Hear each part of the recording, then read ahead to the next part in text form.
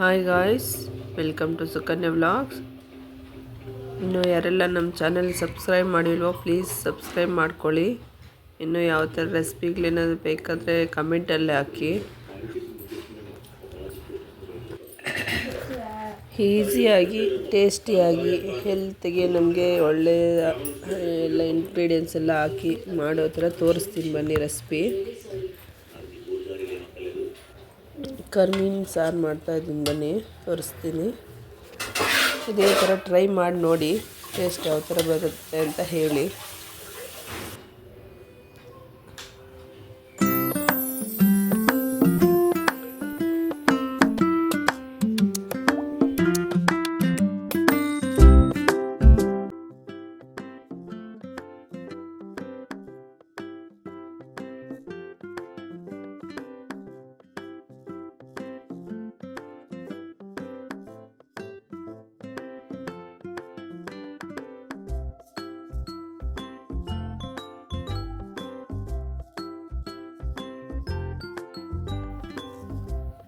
ಬನ್ನಿ ಇವತ್ತು ಒಂದು ಒಳ್ಳೆ ರೆಸಿಪಿ ತೋರಿಸ್ತೀನಿ ನೋಡಿ. ನಿನ್ನೆ ಸಂತೆಯಿಂದ ಕರ್ಮೀನ್ ತಂದಿದ್ದೆ ನೋಡಿ, ರೆಸಿಪಿ ಮಾಡೋದು ತೋರಿಸ್ತೀನಿ. ಕರ್ಮೀನ್ ಸಾರು ಹೆಂಗೆ ಮಾಡೋದು ಅಂತ ತೋರಿಸ್ತೀನಿ. ತುಂಬ ಚೆನ್ನಾಗಿರುತ್ತೆ, ಒಳ್ಳೆ ಟೇಸ್ಟ್ ಇರುತ್ತೆ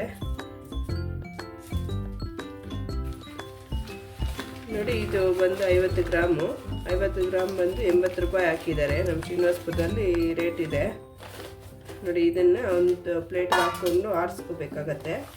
ಇದರಲ್ಲಿ ಏನಾದರೂ ಕಸ ಕಡ್ಡಿ ಏನಾದರೂ ಇರುತ್ತೆ ಅಂತ ನೋಡ್ಕೋಬೇಕಾಗತ್ತೆ.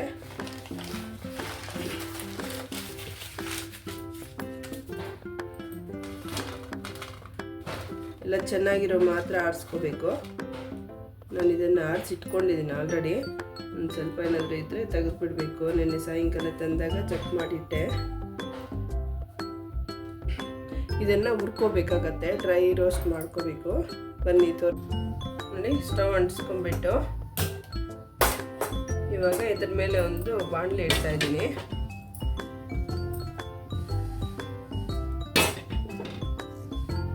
ಕಡಿಮೆ ಉರಿಯಲ್ಲೇ ಹುರ್ಕೋಬೇಕಾಗತ್ತೆ. ಬಾಣಲೆ ಸ್ವಲ್ಪ ಬಿಸಿ ಆಗಲಿ.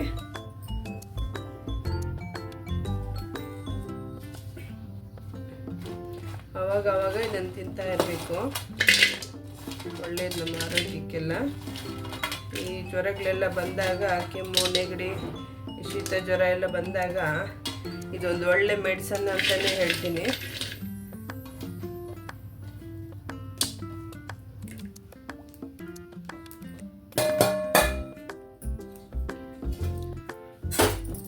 ನೋಡಿ, ಈ ಥರ ಹುರ್ಕೋಬೇಕಾಗತ್ತೆ. ಜಾಸ್ತಿ ಹೈ ಫ್ಲೇಮಲ್ಲೂ ಇಡಬಾರ್ದು.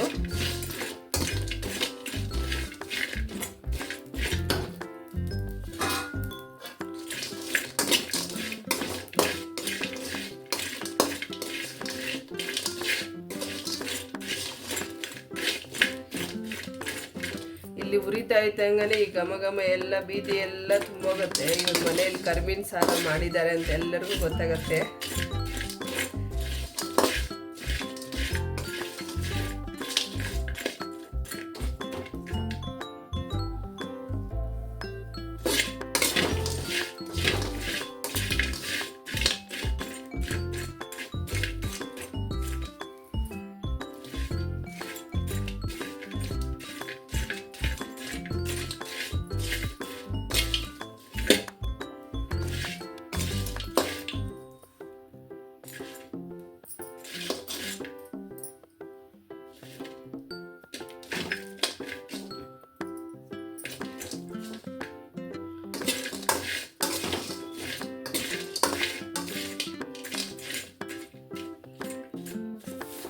ಇದು ಸ್ವಲ್ಪ ಹುರಿದಾದ್ಮೇಲೆ ಮತ್ತೇನೋ ಇದನ್ನು ಕ್ಲೀನ್ ಮಾಡ್ಕೋಬೇಕಾಗತ್ತೆ. ನೀರಿಗೆ ಹಾಕಿ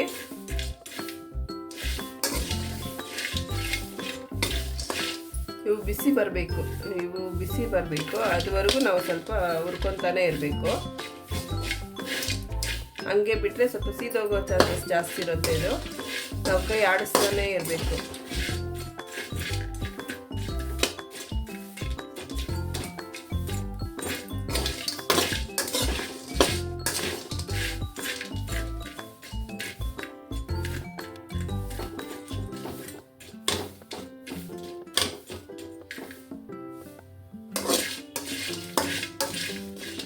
ಕಡಿಮೆ ಉರಿಯಲ್ಲೇ ಹುರ್ಕೋಬೇಕು ಇದನ್ನು.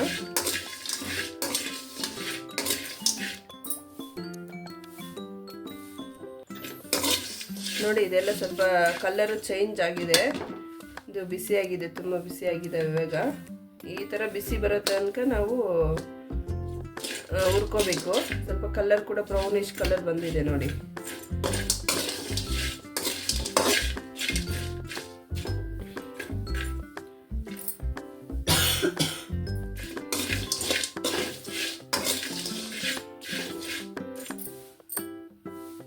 ನೋಡಿ ಇದು ಹುರಿದು ಇಟ್ಕೊಂಡಿದ್ದೀನಿ ಅಲ್ವಾ, ಇವಾಗ ಇದು ಬಿಸಿನೇ ಇದೆ, ಇನ್ನು ಇಳಿಸಿದ್ದೀನಿ ಅಷ್ಟೇ. ಇವಾಗ ಇದಕ್ಕೆ ನಾವು ತಣ್ಣೀರು ಮಿಕ್ಸ್ ಮಾಡಬೇಕಾಗತ್ತೆ. ನೋಡಿ ಈ ಥರ ನೀರು ಹಾಕಿ ಸ್ವಲ್ಪ ಹೊತ್ತು ಬಿಟ್ಬಿಡೋದ್ರಿಂದ ಇದರಲ್ಲಿ ಇನ್ನೂ ಏನಾದ್ರು ಸಣ್ಣ ಮಣ್ಣು ಆ ಥರ ಮರಳು ಏನಾದ್ರು ಸೇರ್ಕೊಂಡಿರತ್ತಲ್ವ, ಅದೆಲ್ಲ ಬಂದ್ಬಿಡುತ್ತೆ. ಇದ್ರ ಮೇಲೆ ಇರೋ ಸಿಪ್ಪೆನೂ ಒಂಚೂರು ಏನಾದರೂ ಜಾಸ್ತಿ ಇದ್ದರೆ ಅದು ಬಂದ್ಬಿಡುತ್ತೆ. ಸ್ವಲ್ಪ ಹೊತ್ತು ಅದು ಹಂಗೆ ನೆನೀಲಿ.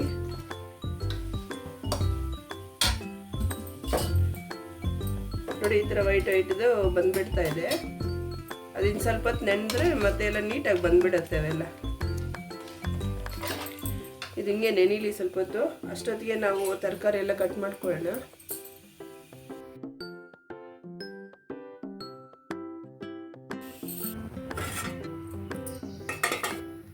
ಒಂದು ಪಾತ್ರೆ ಇಟ್ಕೊಂಡಿದ್ದೀನಿ, ತರಕಾರಿ ಎಲ್ಲ ಕಟ್ ಮಾಡಾಗಿದೆ. ಇವಾಗ ಒಂದು ಪಾತ್ರೆ ಇಟ್ಕೊಂಡ್ಬಿಟ್ಟು ನಾನು ನೋಡಿ ಇದನ್ನು ಕಡಲೆ,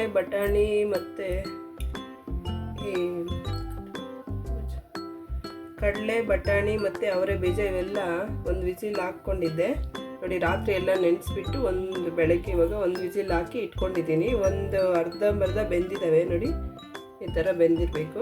ಅರ್ಧಂಬರ್ಧ ಬೆಂದಿದೆ. ಇದನ್ನು ಇವಾಗ ಈ ಪಾತ್ರೆಗೆ ಹಾಕ್ಕೊತಾ ಇದ್ದೀನಿ. ಕ್ವಾಂಟಿಟಿ ಎಷ್ಟು ಬೇಕೋ ಅಷ್ಟು ಕಾಳುಗಳು ಹಾಕ್ಕೋಬೋದು.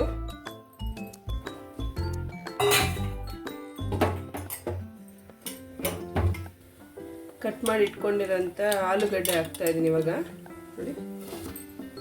ನಮಗೆ ಕ್ವಾಂಟಿಟಿ ಎಷ್ಟು ಬೇಕೋ ಅಷ್ಟನ್ನು ಹಾಕ್ಕೋಬೋದು. ಇದನ್ನು ಅಷ್ಟೇ.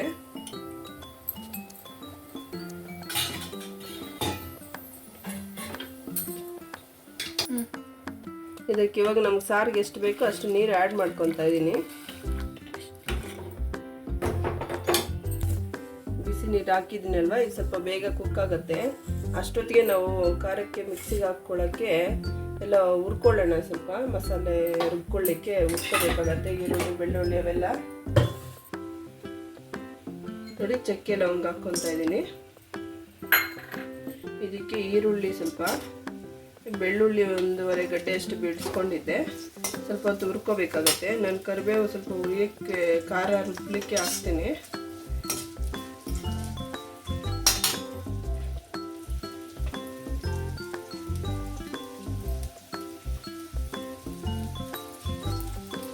ನೋಡಿ 1 ಇಂಚಷ್ಟು ಇದು ಶುಂಠಿ ತಗೊಂಡಿದ್ದೀನಿ,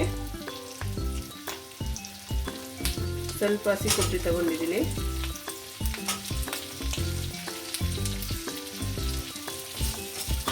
ಇವೆಲ್ಲ ಸ್ವಲ್ಪ ಚೆನ್ನಾಗಿ ಹುರ್ಕೋಬೇಕು.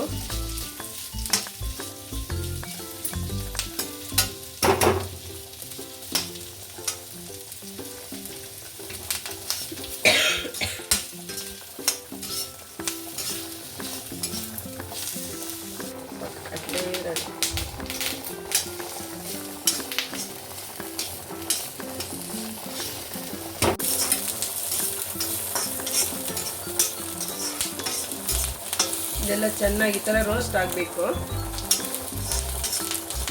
ನೋಡಿ. ಇದು ರೋಸ್ಟ್ ಆಗಿದೆ, ಇಷ್ಟು ಮಾತ್ರ ಸಾಕು. ಇವಾಗ ಸ್ವಲ್ಪ ಪುದೀನ, ಸ್ವಲ್ಪ ಕೊತ್ತಂಬರಿ ಹಾಕ್ತಾ ಇದ್ದೀನಿ. ಇದು ಅಷ್ಟೇ, ಎಣ್ಣೆಯಲ್ಲಿ ಚೆನ್ನಾಗಿ ರೋಸ್ಟ್ ಆದರೆ ಒಳ್ಳೆ ಟೇಸ್ಟ್ ಕೊಡುತ್ತೆ.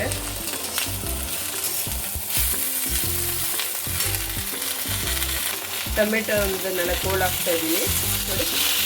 ಕಮ್ಮಿನೇ ಹಾಕ್ತಾ ಇದ್ದೀನಿ ಟೊಮೆಟೊನು.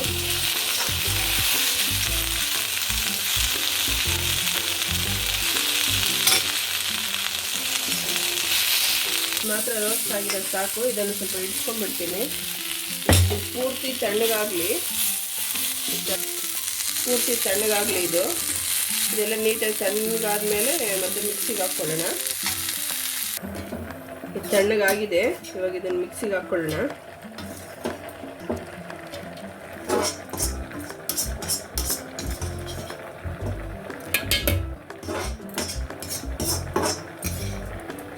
ಇದಕ್ಕೆ ಇವಾಗ ಧನಿಯಾ ಪೌಡ್ರು ಒಂದು 3 ಟೇಬಲ್ ಸ್ಪೂನ್ ಅಷ್ಟು ಹಾಕ್ತೀನಿ. ಸಾಕು ಇಷ್ಟು ಕ್ವಾಂಟಿಟಿ. ಖಾರಕ್ಕೆ ನಮಗೆ ಎಷ್ಟು ಖಾರ ಬೇಕೋ ಅಷ್ಟು ಪುಡಿ ತಗೋಬೇಕಾಗತ್ತೆ. ಕೆಲವು ಖಾರ ಜಾಸ್ತಿ ಇರುತ್ತಲ್ವ, ನಮಗೆ ಖಾರಕ್ಕೆ ತಕ್ಕಾಗಿ ತಗೊಂಡಿದ್ದೀವಿ. ಇವಾಗ ಇದನ್ನು ಸ್ವಲ್ಪ ಅರಿಶಿನ ಪುಡಿ ಹಾಕ್ಬಿಟ್ಟು ನುಣ್ಣಗೆ ರುಬ್ಕೊಂಬರೋಣ. ಅರಿಶಿನ ಪುಡಿ ಸ್ವಲ್ಪ ಹಾಕ್ತಾಯಿದ್ದೀನಿ. ಬೇಳೆ ಬೇಯಿಸುವಾಗ ಕೂಡ ಸ್ವಲ್ಪ ಹಾಕಿದ್ದೆ.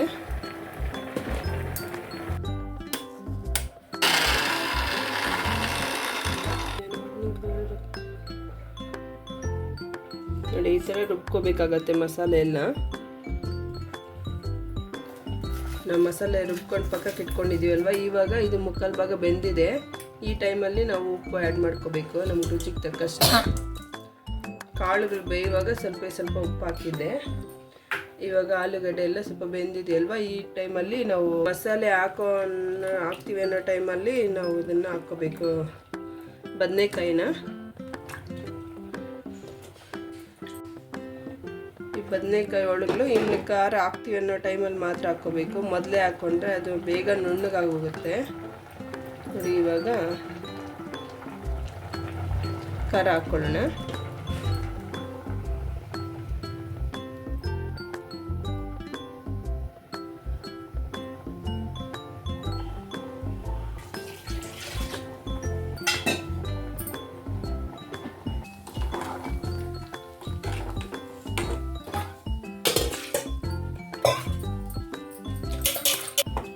ನೋಡಿ ಲಾಸ್ಟಿಗೆ ಟೊಮೆಟೊ ಒಂದು 4 ಹೋಳು ಹಾಕ್ತಾಯಿದ್ದೀನಿ.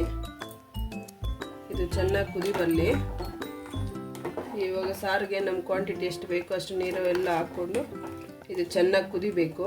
ಆ ಟೈಮಲ್ಲಿ ಮತ್ತೆ ಹಾಕೋದು ಕರಿಮೀನು.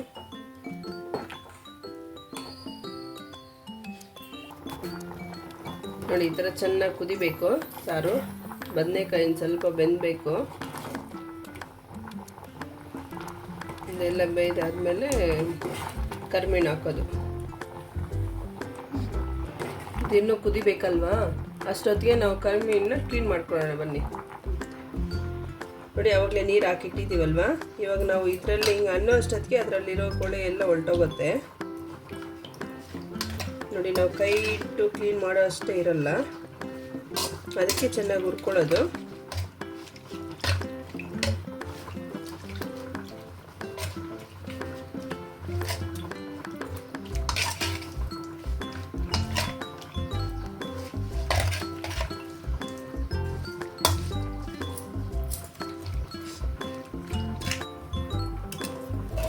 ನೋಡಿ ಈ ಕಡೆ ಎಲ್ಲ ಬಂದಿದೆ ನೋಡಿ, ವೇಸ್ಟೇಜ್ ಎಲ್ಲ ಇದೆಲ್ಲ ಚೆಲ್ಬಿಡೋದೆ.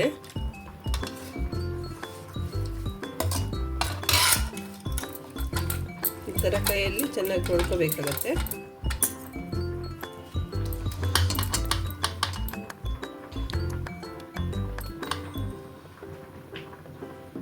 ಈ ಥರ ಏನಾದರೂ ಇದ್ದರೆ ನಾವು ನೀಟಾಗಿ ಕ್ಲೀನ್ ಮಾಡ್ಕೋಬೋದು. ನೋಡಿ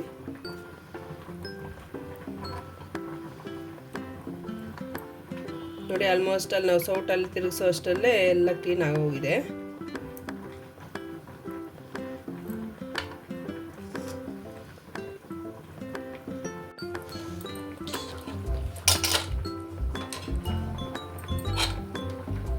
ಈ ಥರ ಜಾಸ್ತಿ ಪ್ರೆಸ್ ಮಾಡಿ ತೊಳೆಯೋಷ್ಟು ಇಲ್ಲ, ಸುಮ್ಮನೆ ಕೈಯಲ್ಲಿ ಹಿಂಗೆ ಆಡಿಸ್ಕೊಂಡು ಎತ್ಕೊತಾ ಇದ್ದೀನಿ ಅಷ್ಟೇ.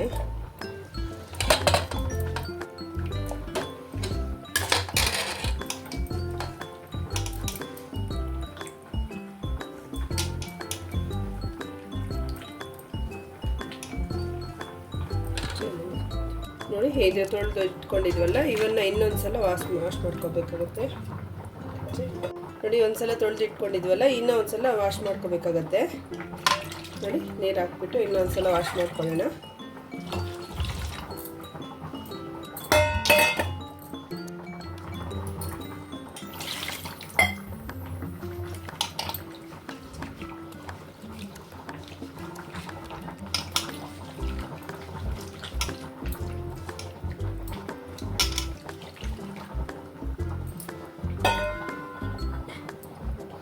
ಅವಾಗವಾಗ ಚಳಿಗಾಲದಲ್ಲಿ ಇವೆಲ್ಲ ತಿಂತಾ ಇರಬೇಕು. ನಮ್ಮ ಹೆಲ್ತ್ಗೆ ಎಲ್ಲ ಆರೋಗ್ಯವಾಗಿರುತ್ತೆ.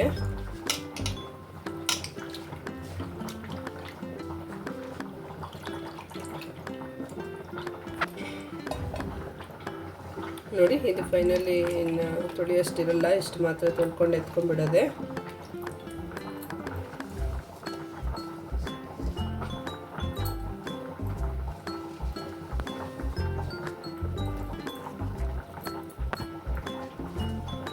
ನೆಗಡಿ ಬಂದರೆ ಅಂತೂ ಮನೆ ಮದ್ದು ಇದು. ಈ ಸಾರು ಮಾಡಿಕೊಂಡು 2 ಹೊತ್ತು ತುಂಬಿಬಿಟ್ರೆ ಪಟ್ ಅಂತ ವಾಸಿ ಆಗೋಗುತ್ತೆ.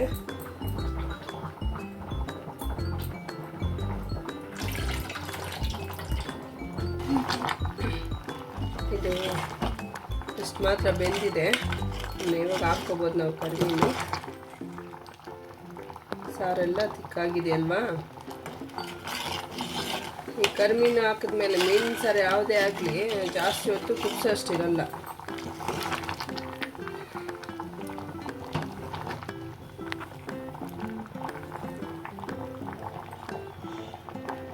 ಎಲ್ಲ ಚೆನ್ನಾಗಿ ಬೆಂದಿದೆ.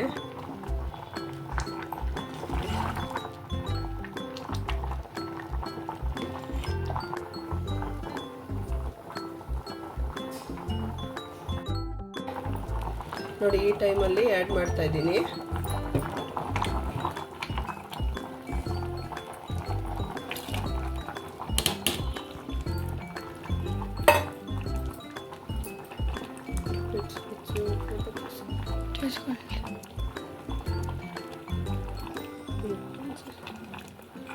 ನೋಡಿ. ಇದನ್ನು ಜಾಸ್ತಿ ಕಲಿಸೋಷ್ಟು ಕೂಡ ಇರಲ್ಲ. ಮತ್ತು ಈ ಹಾಕಿದ ತಕ್ಷಣ ಹಂಗೆ ಕಲಿಸ್ಬಿಟ್ಟು ಇಟ್ಬಿಟ್ರೆ ಉಪ್ಪು ಖಾರ ಎಲ್ಲ ಅದಕ್ಕೆ ನೀಟಾಗಿ ಸೆಟ್ ಆಗುತ್ತೆ.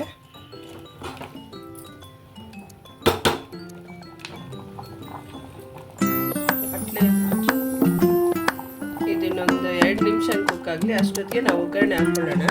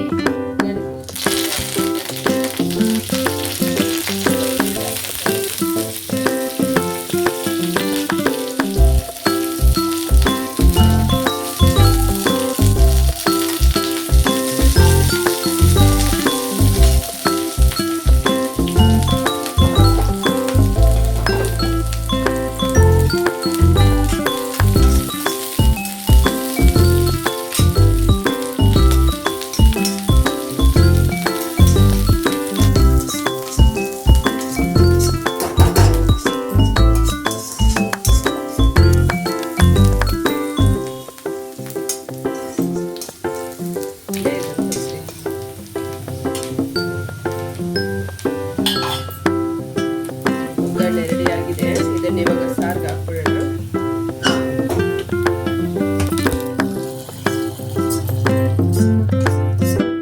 ಲಾಸ್ಟಲ್ಲಿ ಸ್ವಲ್ಪ ಕೊತ್ತಂಬರಿ ಹಾಕ್ಬಿಡೋಣ.